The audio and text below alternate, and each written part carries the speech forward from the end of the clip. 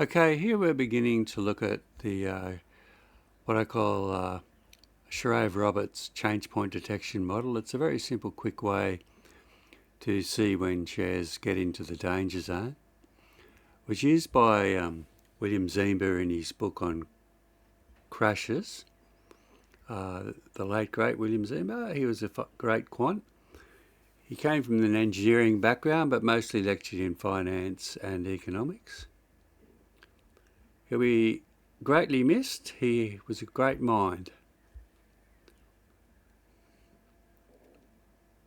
He passed away in 22, I believe.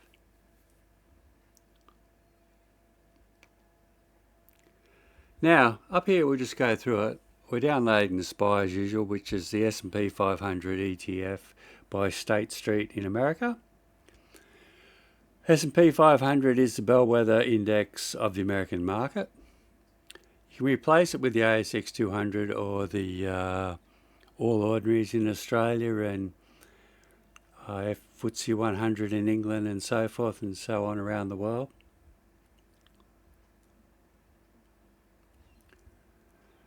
There we're estimating the daily return, which is a logarithmic returns. Yes, we didn't estimate logarithmic returns. Let's do that again.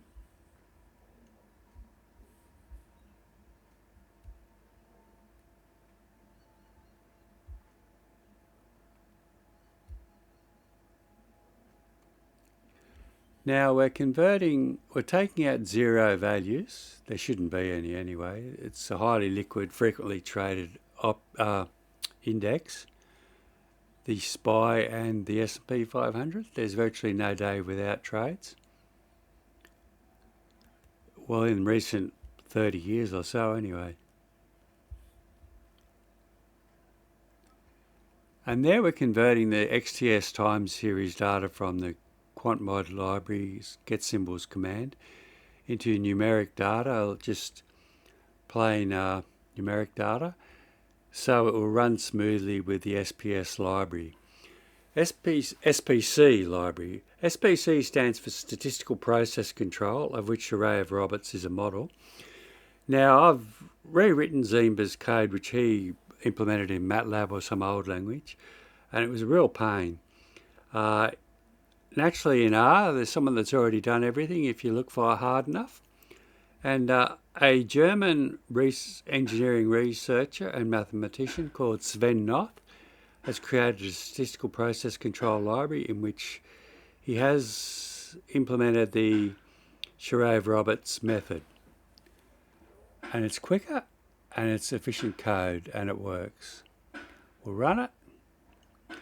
That's estimating the standard deviation, that's estimating the mean. That's confidence interval, and that is the threshold parameter. We're estimating the actual threshold. We're going to plot it, and we'll put the threshold underneath.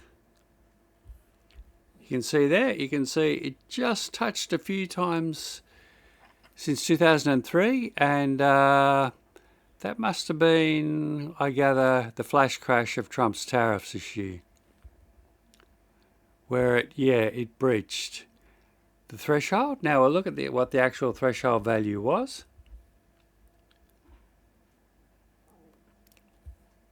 2.97.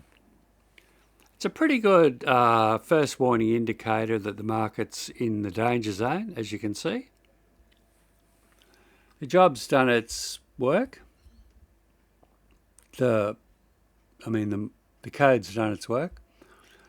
It's pretty handy to run to see whether a downward turn is significant or not. You could say it's common sense, but not always, because you can see it continued on for a while. If it just happened one off and then back up again, well, it's critical, but it didn't recur. Anyway, the flash crash was a brief one, so it wasn't that critical. I'm not going to comment on the market at the moment. With the fascist government, who knows what's going on, and despite people who believe in overbought and undersold signals, If you really think you can read the mind of how many million people that trade on the stock market, you've got to be kidding. All the price represents at any point in time is what the traffic will bear of the market prices that are interacting. It's the exchange price. It's not an equilibrium, nor is it psychological sentiment. It's just what the traffic will bear.